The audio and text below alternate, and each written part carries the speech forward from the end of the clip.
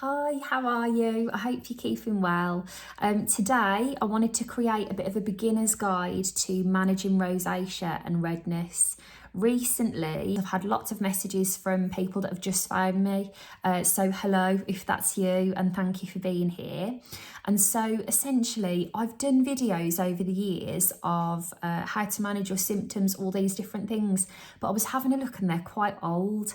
So I think what I'm going to do rosacea wise is just go through loads of ideas, tips, suggestions to manage your skin.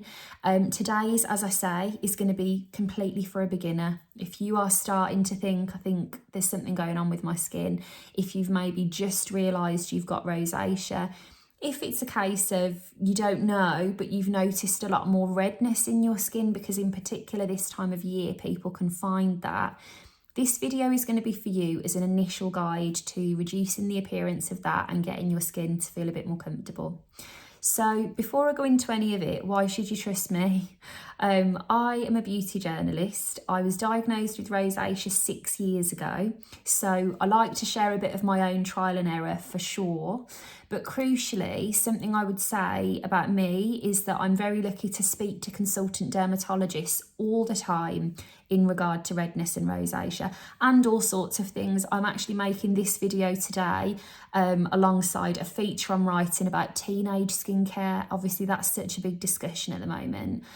And I spoke to lovely Dr. Mary Summerlad about that this week. Whatever's going on, I am getting a consultant dermatologist to fact check for me.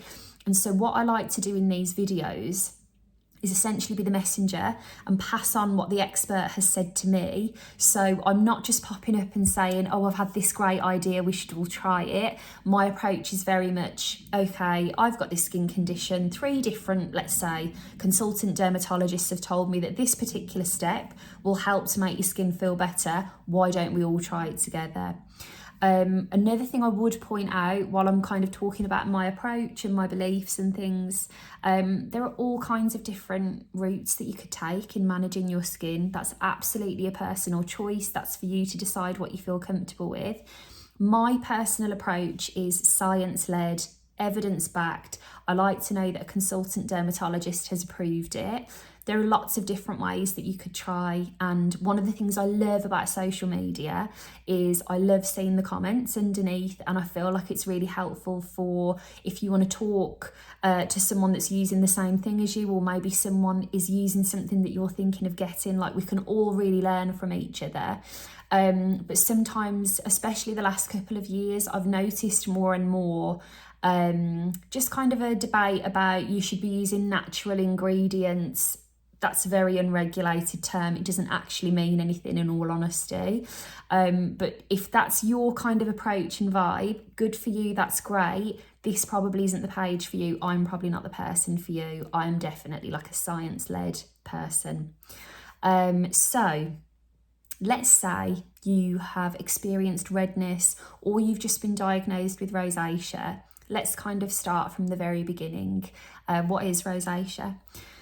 So rosacea is a skin condition that is thought to affect up to 1 in 10 people. So if you've got it, you're not on your own. This is a very commonly occurring thing, and it presents itself in a number of ways, and you could experience one of these ways or a combination of these ways. So first of all, there is persistent flushing of the skin. I have this one. That's type 1 rosacea. Type 2 is a texture in the skin and textured redness. I have this one too, and this is the one that can often be confused a lot with acne. Now, if you are noticing red texture in your skin and you don't know whether it's acne or whether it could be rosacea, a really good indicator is that rosacea texture doesn't tend to come to a head. So acne will often have a white head or a black head. Rosacea won't have that, so that will be a bit of an indicator. It's really important to differentiate between rosacea and acne because the ingredients that you would use to treat them are very different. A lot of acne treatments will completely drive your rosacea mad, whereas for rosacea texture, there is an ingredient called azelaic acid that I think is fantastic for helping you to manage those symptoms. Type 3 can cause more of a thickening in the skin, in particular around the nose, and type 4 ocular rosacea can impact your eyes. Now, when you know that you have rosacea or you think that you have rosacea, something to keep in mind, because it's so different and it's different for each person, is it's really important to figure out what is tending to make your skin the most red. And how you can do that really easily is keep a diary. You'll start to notice patterns when you track your lifestyle with your skin, and things that I'd encourage you to track in particular are the weather, what you ate and what you drank, and you could track your skincare as well if you're using any.